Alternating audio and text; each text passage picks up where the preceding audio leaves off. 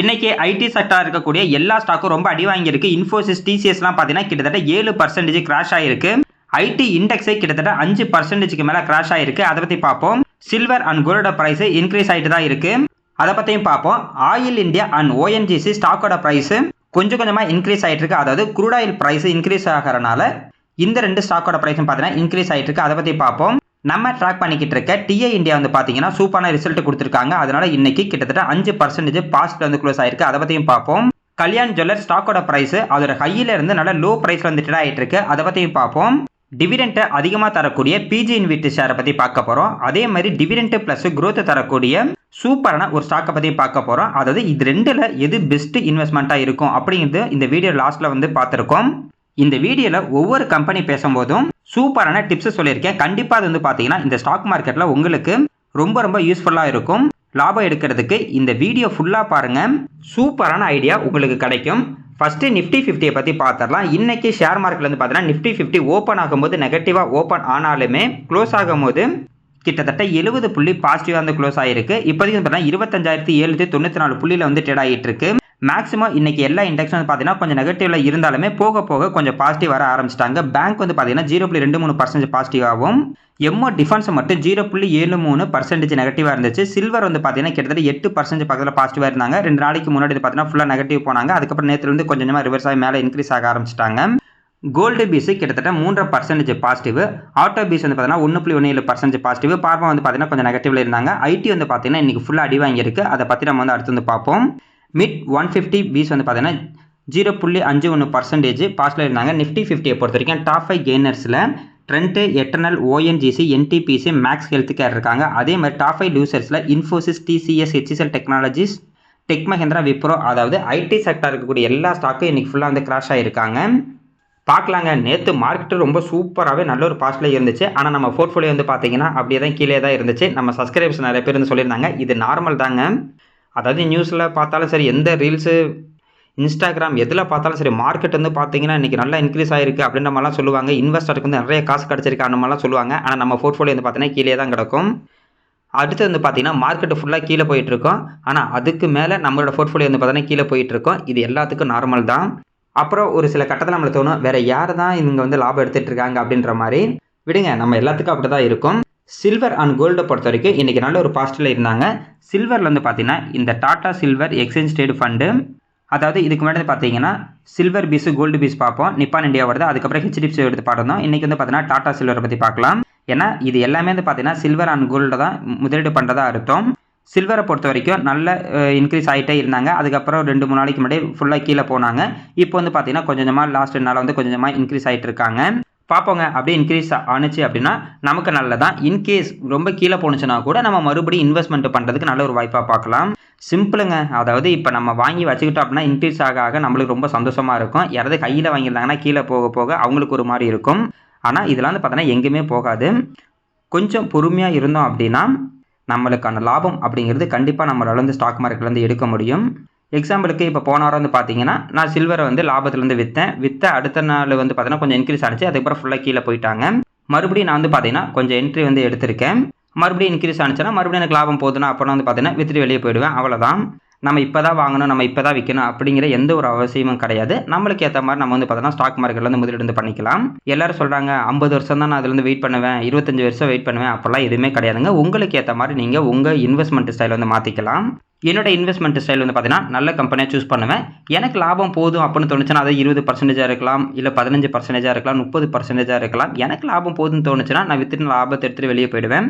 அதாவது ஃபுல்லாகவே விற்றுட்டு அதே அமௌண்ட் வந்து பார்த்தீங்கன்னா வேறு ஒரு நல்ல கம்பெனியில் நல்ல ஒரு ஆப்ஷன்ட்டி இருந்துச்சுன்னா அதில் நான் போய் இன்வெஸ்ட்மெண்ட் பண்ணுவேன். அது ஒரு 20-30% லாபம் கொடுத்தா போதும் அப்படின்னு தோணுச்சுன்னா மறுபடியும் விற்றுட்டு வேற ஒரு கம்பெனிக்கு போயிடுவேன். ஆனால் வாங்கும்போதே நம்ம நல்ல கம்பெனி வந்து வாங்கி வச்சுக்கணும். இன்றைக்கி ஐடி செக்டார் இருக்கக்கூடிய எல்லா ஸ்டாக்கும் பார்த்தீங்கன்னா நல்லா வந்து கிராஷ் ஆகிருக்கு. கிட்டத்தட்ட டிசிஎஸ் வந்து 7%, இன்ஃபோசிஸ் 7% வந்து கிராஷ் ஆனாங்க. ஹெச்சிஎல் டெக்னாலஜிஸ் கிட்டத்தட்ட 4.5% கிராஷ் ஆகிருக்காங்க.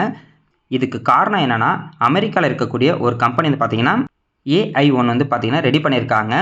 அந்த ஏஐ என்ன பண்ணுன்னா ஆட்டோமேட்டிக்காக sales, marketing and data analysis எல்லாமே வந்து பார்த்தீங்கன்னா அதையும் வந்து பார்த்துக்கும். ஐடி செக்டாரில் இருக்கவங்களுக்கு இதெல்லாம் வந்து பார்த்தீங்கன்னா தெரியும். சிம்பிளாக சொல்லணும் அப்படின்னா இப்போ நம்ம ஒரு லேப்டாப் வந்து வாங்குகிறோம். ஹெச்பியில் நம்ம ஒரு லேப்டாப் வாங்குகிறோம் அப்படின்ற மாதிரி வச்சுக்கலாம். நம்ம வந்து ஒரு ஷோரூமுக்கு போயிட்டு என்கொயரி வந்து பண்ணுவோம்.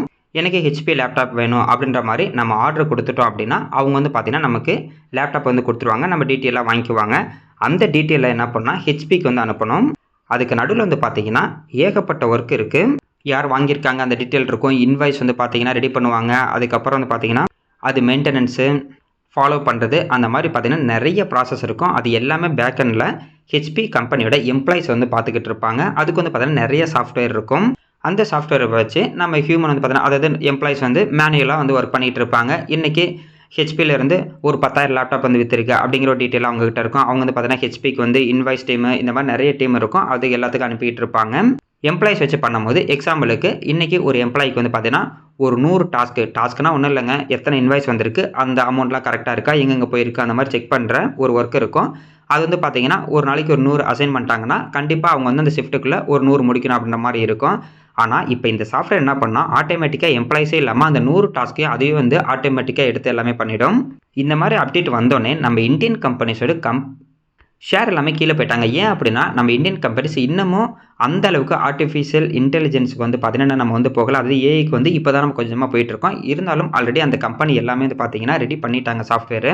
நம்ம கொஞ்சம் டவுனாக இருக்கனால அது ஏஐயில் கொஞ்சம் டவுனாக இருக்கனால இது ஒரு பேட் நியூஸாக எடுத்துக்கிட்டு நம்ம இந்தியன் கம்பெனிஸோட ஸ்டாக்கோட ப்ரைஸ் எல்லாமே கீழே போயிருக்கு. யூஎஸில் கூட வந்து பார்த்தீங்கன்னா நிறைய ஸ்டாக்கோட ப்ரைஸ்லாம் வந்து கீழே போயிருக்கு. அசெஞ்சர்லாம் கிட்டத்தட்ட 10% வந்து டவுனில் இருந்தாங்க. இது வந்து பார்த்தீங்கன்னா நார்மல் தான். இன்னும் கொஞ்ச நாள் கழிச்சு நம்ம இந்தியன் கம்பெனிஸ் எல்லாமே என்ன பண்ணுவாங்கன்னா அவங்களும் ஒரு ஏஐ வந்து கொண்டு வந்துருவாங்க. அது வரைக்கும் இப்படி தாங்க போயிட்டுருக்கேன். இதுக்கு முன்னாடி வந்து பார்த்தீங்கன்னா டேரிஃப் இஷ்யூ அப்படின்ற மாதிரி எல்லா ஐடி கம்பெனி கீழே போனாங்க. இப்போது ஏஐ இஷ்யூனால வந்து கீழே போயிட்டுருக்காங்க. இந்த புது சாஃப்ட்வேர் வந்திருக்கனால நிறைய கிளைண்ட் என்ன பண்ணுவாங்கன்னா இப்போ நிறைய எம்ப்ளாயிஸ் வச்சு ஒர்க் பண்ணுறதை விட அந்த ஒரு சாஃப்ட்வேர் வாங்கி போட்டால் போதும், அதுவே ஆட்டோமேட்டிக்காக வந்து பார்த்தீங்கன்னா குறிப்பிட்ட டைமுக்குள்ளே எல்லா டாஸ்க்கும் முடிச்சிடும் அப்படின்ற மாதிரி இருக்கும். அதனால் அந்த சாஃப்ட்வேர் நிறைய பேர் வாங்குவாங்க. அதனால் அவங்களுக்கு பிஸ்னஸும் ரொம்ப வேகமாக வந்து பார்த்தீங்கன்னா நடக்கும். நிறைய பேர்த்த வேலையை விட்டும் பார்த்தீங்கன்னா அனுப்புவாங்க. ஏன்னா ஆட்டோமேட்டிக்காக சாஃப்ட்வேர் பண்ணது நீங்களாம் என்ன பண்ண போகிறீங்க அப்படின்ற மாதிரி அனுப்புவாங்க. இந்த ரெண்டுமே வந்து பார்த்தீங்கன்னா நடக்கும். முன்ன சொன்ன மாதிரி இது வந்து பார்த்தீங்கன்னா டெம்பரவரியாக தான் வந்து இருக்கும். போக போக பார்த்தீங்கன்னா சரியாயிரும். இன்றைக்கி அதானி குரூப்பில் இருக்கக்கூடிய எல்லா ஸ்டாக்கும் வந்து பார்த்தீங்கன்னா நல்ல ஒரு பாசிட்டிவில் இருந்தாங்க. அதுவும் அதானி பவர் வந்து பார்த்தீங்கன்னா கிட்டத்தட்ட 8% positive. Adani ports and special economic zone வந்து பார்த்தீங்கன்னா கிட்டத்தட்ட 2.5% positive. Adani enterprises 1.5% positive. Ambuja cement 1.25% வந்து பாசிட்டிவ் இருந்தாங்க. அதானி கிரீன் எனர்ஜி கிட்டத்தட்ட 2.25% பாசிட்டிவ் இருந்தாங்க. இந்த ஸ்டாக்ல வந்து பார்த்தோன்னா நியூஸில் வந்து அப்போ வந்து அடிபட்டுக்கிட்டே இருக்கும். அதாவது நம்ம இந்தியாவில் மட்டும் இல்லை, குளோபலாக பார்க்கும்போது யூஎஸ்லேயும் வந்து பார்த்தீங்கன்னா அவங்களோட நியூஸ்லேயே அதானி குரூப்போட ஏதாவது ஒரு நியூஸ் வந்துக்கிட்டே இருக்கும். அந்த நியூஸை பேஸ் பண்ணி வந்து பார்த்தீங்கன்னா இந்த ஸ்டாக் சடனாக ஒரு 20% இன்க்ரீஸ் ஆவாங்க. அப்புறம் ஏதாவது நியூஸ் வந்தால் சடனாக கீழே போவாங்க. அதில் இந்த மாதிரி கம்பெனி வந்து நம்ம கொஞ்சம் தள்ளி இருக்கிறது வந்து நல்லது. ஏன்னா நியூஸ் பேஸ்டு இது வந்து இன்க்ரீஸ் ஆகும், டிக்ரீஸ் ஆகிட்டு இருக்கும். இது வந்து பார்த்தீங்கன்னா ட்ரேடிங் பண்ணவங்க தான் நிறைய பேர் இதில் வந்து இருந்துட்டு இருப்பாங்க. நியூஸ் பேஸ்டு நம்ம வாங்கணும் அப்படின்னா கண்டிப்பாக நம்ம வந்து பார்த்தீங்கன்னா போய் மாட்டிக்குவோம். நம்ம நல்ல நேரம் வந்து பார்த்தீங்கன்னா நம்ம வாங்கினதுக்கு அப்புறம் ஸ்டாக்கோட ப்ரைஸ் இன்க்ரீஸ் ஆனிச்சுன்னா ஒரு குறிப்பிட்ட லாபத்தில் வெளியே வந்துடுவோம். மேபி நம்ம வாங்கினதுக்கப்புறம் ஏதாவது ஒரு பேட் நியூஸ் வந்து கீழே போணுச்சு அப்படின்னா ரொம்ப கீழே போகும். அதனால் நியூஸ் பேஸ்டு நம்ம எப்பயுமே ஒரு இடத்துல நம்ம வந்து பார்த்தீங்கன்னா முதலீடு வந்து பண்ணக்கூடாது. ஆஸ்டர் டிஎம் ஹெல்த் கேரு கிட்டத்தட்ட 541 ரூபாய்க்கு வந்து ட்ரேட் ஆகிட்டு இருக்கு. இந்த ஸ்டாக் வந்து பார்த்தீங்கன்னா 720 ரூபாய்க்கு மேலே போணுச்சு. இப்போ 540 ரூபாய்க்கு வந்து ட்ரேட் ஆகிட்டு இருக்கு. பர்டிகுலராக இந்த ஸ்டாக்கை பற்றி ஏன் இப்போ வந்து பார்க்குறோம் அப்படின்னா கொஞ்சம் நாளைக்கு முன்னாடி வந்து பார்த்தீங்கன்னா இந்த ஸ்டாக்கை நான் வந்து வாங்கியிருந்தேன். ஒரு 1.5 வருஷம் 2 வருஷத்துக்கு முன்னாடி வாங்கியிருந்தேன். நான் வாங்கினது பார்த்தீங்கன்னா ஒரு டிவிடெண்ட்டுக்காக வாங்கினேன். கிட்டத்தட்ட 118 ரூபா என்னமோ ஒரு தடவை வந்து டிவிடெண்ட் கொடுத்தாங்க. அதுக்கேற்ற மாதிரி இந்த ஸ்டாக்கோட ப்ரைஸ் அட்ஜஸ்ட் ஆகி கீழே போணுச்சு. அதுக்கப்புறம் வந்து பார்த்தீங்கன்னா வாங்கின ப்ரைஸை விட கிட்டத்தட்ட 50% வந்து பார்த்தீங்கன்னா இன்க்ரீஸ் வந்து ஆனிச்சு. அதாவது நான் வாங்கின ப்ரைஸை விட 50% வந்து இன்க்ரீஸ் ஆனிச்சு. அந்த 720 ரூபா போகும்போது 55% இன்க்ரீஸ் ஆகிருந்தது. அதுக்கப்புறம் இப்போ வந்து பார்த்தீங்கன்னா என்னோட அந்த ப்ராஃபிட் அப்படிங்கிறது 55% இருந்து இப்போ வந்து வெறும் 20% தான் இருக்குது. கிட்டத்தட்ட 30% அதோட ஹையிலிருந்து லோ வந்திருக்கு. மேபி அந்த 50% எனக்கு போதும், அதாவது நான் இன்வெஸ்ட்மெண்ட் பண்ண அமௌண்ட்டில் இருந்து எனக்கு 50% போதும் அப்படின்னு நான் விற்றுருந்தேன் அப்படின்னா கீழே இறங்கியிருக்க அந்த 30% எனக்கு லாபமாக தான் இருந்திருக்கும். மேபி அதை நான் வந்து பார்த்தீங்கன்னா விற்கவே இல்லை. அதனால் இப்போதைக்கு 20% லாபத்தில் இருக்குது. இப்படியே விட்டால் கூட இந்த கம்பெனி வந்து பார்த்தீங்கன்னா மறுபடியும் ஒரு 2-3 வருஷம் கழிச்சு இப்போ இருக்க ஹையை விட ஹை போகும். அப்போவும் நமக்கு நல்ல ஒரு லாபம் தான் கிடைக்கும். இருந்தாலுமே இப்போ ஒரு 50% போயிடுச்சா, விற்றுட்டோமா, மறுபடியும் நம்ம கொஞ்சம் அமைதியாக இருந்து இப்போ இந்த ஸ்டாக்கோட ப்ரைஸ் நல்ல லோ ப்ரைஸ் வந்ததுக்கப்புறம் இப்போ வாங்கினா கூட நமக்கு அந்த எக்ஸ்ட்ரா 30% அப்படிங்கிறது நம்மளுக்கு வந்து பார்த்தீங்கன்னா கிடச்சிருக்கும். இந்த மாதிரி நிறைய பேர் வந்து பார்த்தீங்கன்னா ஸ்டாக் மார்க்கெட்டில் வந்து முதலீடு பண்ணிட்டு இருப்பாங்க. நானும் அப்படி தாங்க ஃபஸ்ட்டு சில்வரை வாங்கினேன், லாபம் கிடச்சிது, விற்றேன், மறுபடியும் சில்வரை வாங்கினேன், லாபம் கிடச்சிது, விற்றேன், மறுபடியும் இப்போ வந்து பார்த்தீங்கன்னா சில்வரை வாங்கியிருக்கேன். எக்ஸாக்டாக நம்ம போயிட்டு ஹையிலையும் போய் விற்க முடியாது. அதே மாதிரி எக்ஸாக்டாக ரொம்ப லோ ப்ரைஸில் வந்தோன்னா நான் போய் வாங்குவேன் அப்படின்னு நல்ல லோ ப்ரைஸில் நம்மளால் போய் வாங்க முடியாது. நமக்கு எவ்வளோ லாபம் வேணும்னு பார்த்துட்டு நம்ம வந்து விற்றுட்டு கூட நம்ம மறுபடியும் வாங்கிக்கலாம்.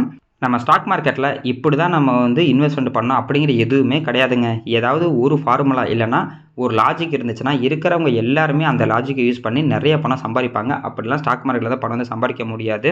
அவங்கவுங்க ஓன் லாஜிக் தான் நம்ம ஸ்டாக் மார்க்கெட்டில் வந்து பார்த்தீங்கன்னா ஒர்க் அவுட் வந்து ஆகும். என்னோட எக்ஸ்பீரியன்ஸில் நான் தெரிஞ்சுக்கிட்டது என்னென்னா, ஓரளவுக்கு லாபம் நம்மளுக்கு போதுன்னு தோணுதா நம்ம வந்து ப்ராஃபிட்டை வந்து எடுத்துக்கலாம். அதாவது அப்போ தான் நம்ம அக்கௌண்ட்டுக்கு ப்ராஃபிட் அப்படிங்கிறது பார்த்தீங்கன்னா ரியலைஸ் ஆகி நம்ம அக்கௌண்ட்டுக்கு வரும். இல்லை எனக்கு இந்த அமௌண்ட்டே தேவையில்ல, அதாவது ஸ்டாக் மார்க்கெட்டில் இன்வெஸ்ட்மெண்ட் பண்ண தான் என்னோட எக்ஸ்ட்ரா அமௌண்ட் தான், எனக்கு அமௌண்ட்டே தேவையில்லைங்க, 20-30 வருஷம் அப்படியே சும்மா இருந்தால் போதும், எனக்கு வெளியே வந்து பார்த்தீங்கன்னா ஏகப்பட்ட அமௌண்ட்டு இன்ஃப்ளோவில் இருக்குது, அது சம்பளமாக இருக்கலாம், நீங்கள் பிஸ்னஸ் பண்ணிகிட்டு இருக்கலாம், எனக்கு அந்த அமௌண்ட்டே வந்து பார்த்தீங்கன்னா என்னோட செலவுக்கு கரெக்டாக இருக்குது அப்படின்னு தோணுச்சுன்னா இது வந்து நம்ம விற்கணும்னு கூட அவசியம் கிடையாது. நல்ல கம்பெனி இருந்தால் அப்படியே வச்சுட்டு போயிடலாம்.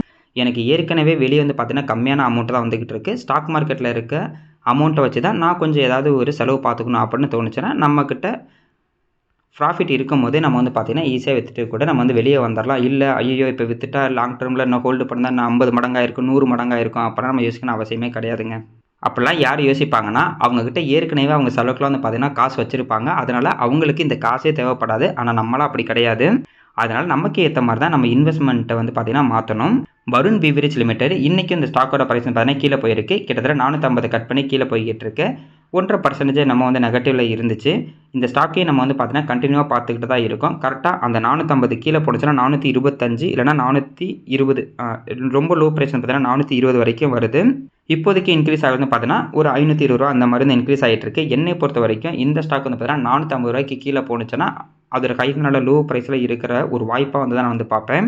நேற்று கூட இந்த ஸ்டாக் வந்து பார்த்தீங்கன்னா கொஞ்சமாக வந்து அக்லேட் பண்ணியிருந்தேன். நம்ம சப்ஸ்கிரைபர் வந்து கேட்டிருந்தாங்க, இல்லை கீழே போயிட்டே இருக்கு நீங்கள் மட்டும் எப்படிங்க சந்தோஷமாக இருக்கீங்க அப்படின்னு.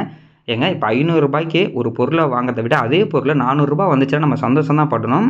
அதனால் வருண் பீவரேஜ் வந்து பார்த்தீங்கன்னா என்னை பொறுத்தவரைக்கும் கண்டிப்பாக ஒரு 500 ரூபாய்க்கு மேலே போகும் அப்படிங்கிறது வந்து எனக்கு தெரியும். அதனால் எந்த அளவுக்கு கீழே வாங்க முடியுமோ அந்த அளவுக்கு வாங்கிட்டோம்னா நமக்கு லாபமும் வந்து அதிகமாக கிடைக்கும்.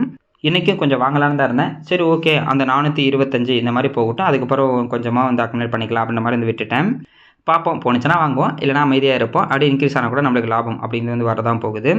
டியூப் இன்வெஸ்ட்மெண்ட் ஆஃப் இந்தியா இவங்க வந்து பார்த்தீங்கன்னா ரிசல்ட் கொடுத்துருக்காங்க. அந்த ரிசல்ட்டை பொறுத்த வரைக்கும் ப்ராஃபிட்டு கிட்டத்தட்ட 18% வந்து இன்க்ரீஸ் ஆயிருக்கு. அதனால் இந்த ஸ்டாக்கோட ப்ரைஸும் இப்போ சாயந்தரம் வந்து பார்த்தீங்கன்னா கிட்டத்தட்ட 4% பக்கத்தில் பாசிட்டிவாக தான் இருந்தாங்க. இந்த ஸ்டாக்கில் நிறைய பேர் வந்து பார்த்தீங்கன்னா இன்வெஸ்ட்மெண்ட் பண்ணியிருக்காங்க. லாஸ்ட்டு ஒரு 2-3 நாளாகவே இந்த ஸ்டாக்கோட ப்ரைஸ் இன்க்ரீஸ் ஆகிட்டு இருக்கு. ரிசல்ட்டும் பார்த்தீங்கன்னா சூப்பரான ரிசல்ட் வந்து கொடுத்துருக்காங்க. இயர் ஆன் இயர் கம்பேர் பண்ணும்போது இவங்களோட நெட் ப்ராஃபிட் அப்படிங்கிறது கிட்டத்தட்ட 17.6% வந்து இன்க்ரீஸ் ஆயிருக்கு. போன வருஷம் வந்து பார்த்தீங்கன்னா 160.7 கோடி தான் லாபம் கொடுத்துருந்தாங்க. இந்த தடவை 189 கோடி லாபம் கொடுத்துருக்காங்க. ரெவன்யூவை பொறுத்த வரைக்கும் கிட்டத்தட்ட 12.7% வந்து அதிகமாக இருக்குது. 2152 கோடி வந்து கொடுத்துருக்காங்க. எபிட்டா வந்து பார்த்தீங்கன்னா கிட்டத்தட்ட 27% இயர் ஆன் இயர் வந்து கம்பேர் பண்ணும்போது அதிகமாக இருக்குது. கிட்டத்தட்ட 309 கோடி வந்து கொடுத்துருக்காங்க. மார்ஜினை பொறுத்த வரைக்கும் இதுக்கு முன்னாடி பார்த்தீங்கன்னா 12.7%, இப்போ வந்து பார்த்தீங்கன்னா 14.3% வந்து அதிகமாக இருக்குது. அதே மாதிரி இவங்க டிவிடெண்ட் வந்து பார்த்தீங்கன்னா அனௌன்ஸ்மெண்ட் வந்து பண்ணியிருக்காங்க. ஒரு ஷேருக்கு 2 ரூபாய் டிவிடெண்ட் வந்து அனௌன்ஸ்மெண்ட் வந்து பண்ணியிருக்காங்க. இதற்கான ரெக்கார்ட் டேட் வந்து பார்த்தீங்கன்னா பிப்ரவரி 10 பிப்ரவரி 10 யார்ட்டெல்லாம் அந்த ஸ்டாக் இருக்கோ அவங்களுக்கு டிவிடெண்ட் வந்துடும். அந்த டிவிடெண்ட் அமௌண்ட் வந்து பார்த்தீங்கன்னா பிப்ரவரி 10 இருந்து அடுத்த 30 நாளைக்குள்ளே நம்ம பேங்க் அக்கௌண்ட்டுக்கு வந்து பார்த்தீங்கன்னா கிரெடிட் வந்து ஆகும். இது வந்து பார்த்தீங்கன்னா சூப்பரான ஒரு கம்பெனி. இதோட கையில் இருந்து நல்ல லோ ப்ரைஸில் இவனால் வந்து கொஞ்சமாக கீழே இருந்துச்சு. அதெல்லாம் நம்ம வந்து பார்த்தீங்கன்னா நல்ல ஒரு வாய்ப்பாக வந்து யூஸ் பண்ணிக்கணும். ஏன்னா வாய்ப்பு போனதுக்கப்புறம் தான் நம்ம யோசிப்போம், முன்னே வாங்கியிருக்கலாம், இப்போ வந்து இன்க்ரீஸ் ஆயிடுச்சு அப்படின்ற மாதிரி.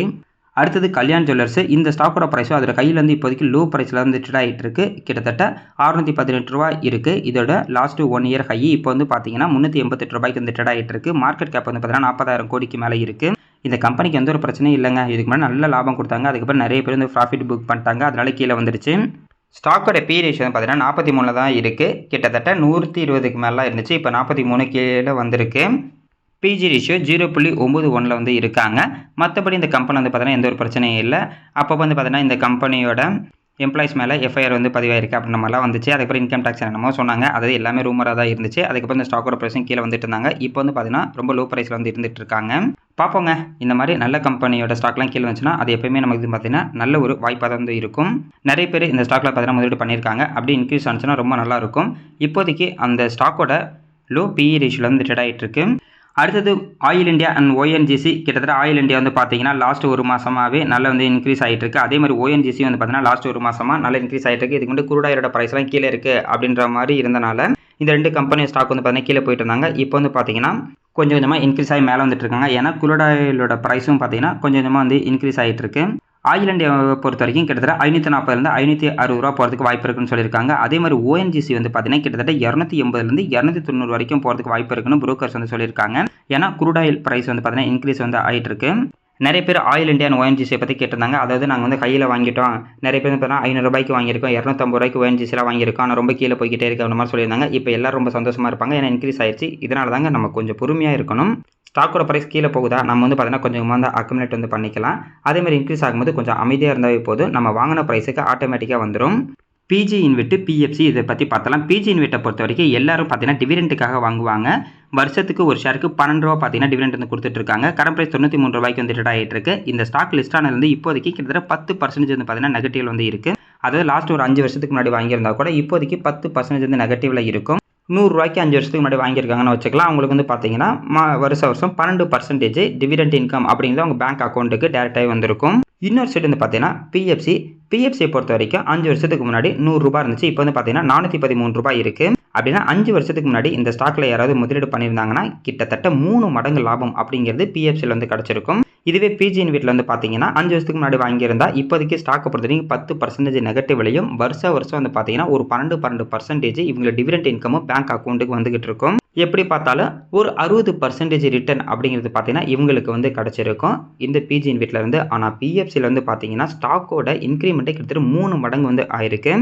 கரண்ட் ப்ரைஸ் வச்சு பார்க்கும்போது இந்த ஸ்டாக் வந்து பார்த்தீங்கன்னா கிட்டத்தட்ட 4% வந்து டிவிடெண்ட் ஈல்டு வரும் பிஎஃப்சிக்கு. அதாவது ரூ. 16.40 போன வருஷம் ஒரு ஷேருக்கு வந்து டிவிடெண்ட் கொடுத்துருக்காங்க. மேபி 5 வருஷத்துக்கு முன்னாடி இந்த ஸ்டாக்கில் ஒருத்தர் முதலீடு பண்ணியிருக்காங்க.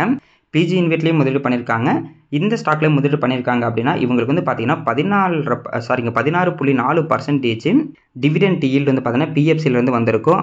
ஆனால் பிஜி இன்வெட்டில் வந்து பார்த்தீங்கன்னா வெறும் 13% தான் டிவிடெண்ட் ஈல்டு அப்படிங்கிறது இவங்களுக்கு வந்து கிடச்சிருக்கும். இப்போ வந்து பார்த்தீங்கன்னா பிஜி இன்வெட்டில் 5 வருஷத்துக்கு முன்னாடி இன்வெஸ்ட்மெண்ட் பண்ணவங்க ஸ்டாக்கோட ப்ரைஸே ஏற்கனவே லோவிலேயே இருக்கும். வெறும் 13% தான் இவங்க டிவிடெண்ட் ஈல்டு அப்படிங்கிறது வந்துகிட்டு இருக்கும். ஆனால் பிஎஃப்சியில் வந்து பார்த்தீங்கன்னா லாபமும் கிடச்சிருக்கு, டிவிடெண்ட் ஈல்டு கிட்டத்தட்ட 16%க்கு மேலே இருக்குது. இதனால தாங்க டிவிடெண்ட்டுக்காக ஒரு ஸ்டாக்கை வாங்கும் போது இப்போ வந்து அதிகமாக டிவிடெண்ட் வருது அப்படிலாம் வந்து பார்க்கக்கூடாது. ஃபியூச்சரில் அந்த கம்பெனி எவ்வளோ அதிகமாக டிவிடெண்ட் தருவாங்க அப்படின்னு வந்து பார்க்கணும். எனக்கு பர்சனலாக வந்து பார்த்தீங்கன்னா டிவிடெண்ட்டுக்காக பிஜி இன்வெட்டு இந்த மாதிரி ட்ரஸ்ட்டை வாங்குறத விட இப்போ பிஎஃப்சி, ஆர்இசி லிமிடெட் இந்த மாதிரி பார்த்தீங்கன்னா நிறைய கம்பெனி டிவிடெண்ட்டும் அதிகமாக தருவாங்க, அவங்களோட க்ரோத் அப்படிங்கிறது அதிகமாக இருக்கும். அந்த மாதிரி கம்பெனியை நம்ம செலக்ட் பண்ணோம் அப்படின்னா ஒரு 4-5 வருஷம் கழிச்சு வந்து பார்க்கும்போது நமக்கு நல்ல ஒரு லாபம் கிடைக்கும், டிவிடெண்ட் ஈல்டு அப்படிங்கிறது அதிகமாக வந்து கிடைக்கும். அதனால் என்னையை பொறுத்த வரைக்கும் டிவிடெண்ட் ப்ளஸ் க்ரோத் இதை வந்து பார்த்தீங்கன்னா ரொம்ப பெஸ்ட்டாகவே வந்து இருக்கும். பார்ப்போங்க, இன்றைக்கி மார்க்கெட்டு ஓரளவுக்கு பாசிட்டிவாக இருக்குது. நாளைக்கு வந்து பார்த்தீங்கன்னா வீக்கெண்டு வந்துடும், வியாழன் வெள்ளி வீக்கெண்டு வந்துடும். வழக்கம் போல் எஃப்ஐ பார்த்தீங்கன்னா விற்று கீழே கொண்டு போயிடுவாங்க. வெயிட் பண்ணி வந்து பார்ப்போம்.